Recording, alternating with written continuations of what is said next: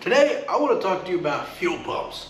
In particular, I want to talk about the Holley 525 liter per hour fuel pump. Now, I know you might be asking why on earth I want to talk about this fuel pump. And before I talk about anything, I do want to say this isn't meant to slander Holley or try to paint anybody in a bad light. I'm just talking about one customer experience I had that really put a sour taste in my mouth and something I feel more people should be warned about. It's important to note my car is very Holleyed out. So if you take a look under my engine bay, so obviously you got the Holley EFI large fuel rails. You got an 8AN Holley regulator. It's got the Holley high ram intake on it. It's got the Holley / MSD electronical distributor fancy bobby thing. 95mm Holley EFI 95mm throttle body. So I need a fuel pump that's actually going to deliver enough fuel to my car. So now we need to understand a normal fuel pump for these cars. It doesn't have to just be a Fox body. They make these for a couple different models. I don't have a true factory fuel pump on me, but I do have this, and the design is nearly the same. So note the output on it. You've got two tubular lines, one larger, one smaller for feed and return, obviously, and it goes down solid into these three pipes. One goes into, this is where your fuel return is, and the other goes down to the start of a rubber hose here from this solid tube protruding through the top. This is where it sits in the tank. You're under here. Here's where you're hitting your tube, and you're going into the top of your fuel pump. This red part down is your actual fuel pump. So this is the part that's the electronic. Everything besides this, I would consider as the assembly or kind of the harness of the pump itself.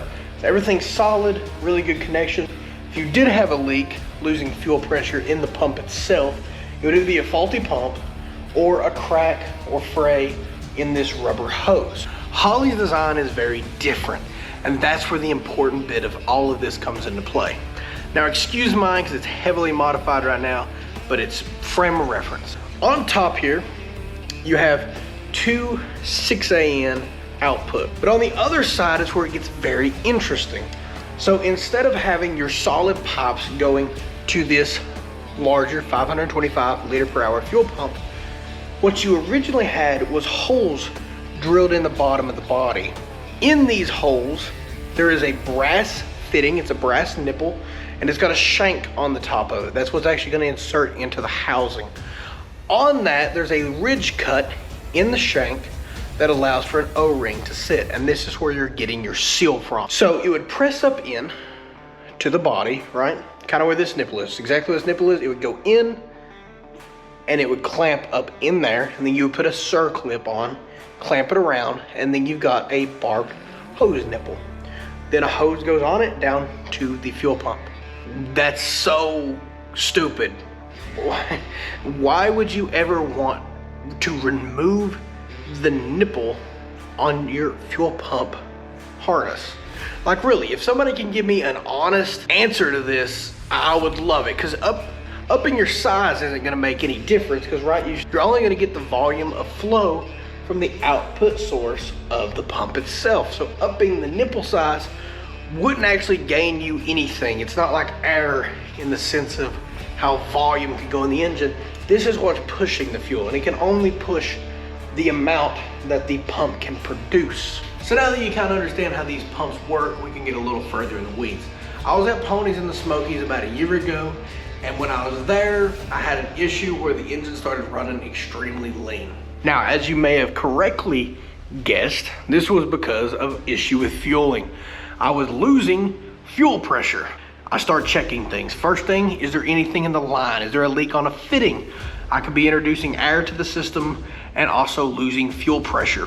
Nope, all good. So I checked my regulator. I pressure tested the regulator. It was fine too. I assume I have a faulty fuel pump at that point. I contact Holley. It had been out of warranty for a while because I bought the pump and then not put it in the car, and the car don't drive very much. So while it'd been like 2 years since the purchase of the pump and the car combo probably only had like under 500 miles on it. I contact Holley and they tell me, okay, send the pump to us and we'll test it for you. Awesome. I send Holley the pump and I get a response back that the pump is faulty and that they are replacing it. Expensive pump, that's pretty nice on their end. They send it back to me, and do note, they only sent the physical pump. I reused my harness because, sure, I'm still losing my fuel pressure. And I get a wild harebrained idea that I think I have a leak inside the tank itself, because I'm also hearing this weird noise, unlike a regular return feed back to my gas tank. So I pull the pump halfway out of the gas tank itself, and I prime the pump. And I think I've got video, I'll try to put it up. The barb going into the top of the housing, right here, where my finger would be, is leaking like a sieve. I'm losing all my fuel pressure from this O-ring fitting. I email Holley again. I tell him, look, I appreciate the pump, but you clearly did not test the pump properly, because there was actually nothing wrong with that old pump. It was a leak in the housing itself. I sent them the video, I sent them clips, all of the information showing them that. They tell me they'll send me an O-ring for it, to take the circlip out, take the nipple out, new O-ring, put it on it. I do, holds pressure for like a day. Next day, it goes back to leaking like a sieve. So I think it's an actual problem with the diameter of the hole not being perfect and allowing this failure to just keep occurring and occurring and occurring. I tell them that, and if I remember correctly, they just never emailed me back again. I don't, unfortunately, have the emails between me and Holley anymore, but I was kind of just left high and dry at that point. So my next solution was I welded on some aluminum barbs, which I've seen some people do, or threading the holes. But in trying to do this, the machine shop did a really good job, but they were too large. I ordered them. If you're looking for this, by the way, I believe it's a 3/8 hole. But I ordered these, whatever size they are, way too big. Had to reduce down with some hose. And in trying to get all the fittings and MacGyvers on there and in there to get it to reduce down, I broke off the piece of plastic on the pump, basically making all this garbage. I will not be buying another pump for this housing. I found a brand online that makes more factory style pumps with like what I showed you in the original, with the hard line tubing to it, that also put out the 525 LPH output that I'm looking for, because that pump is small and I know it only goes to like 400 horse. Please understand, once again, my objective in this is not to piss off Holley. It's not to get free shit. It's just to explain this fault I found in the product and how there was really no course of action for me to have it fixed by the OEM factory or the wrong corrected.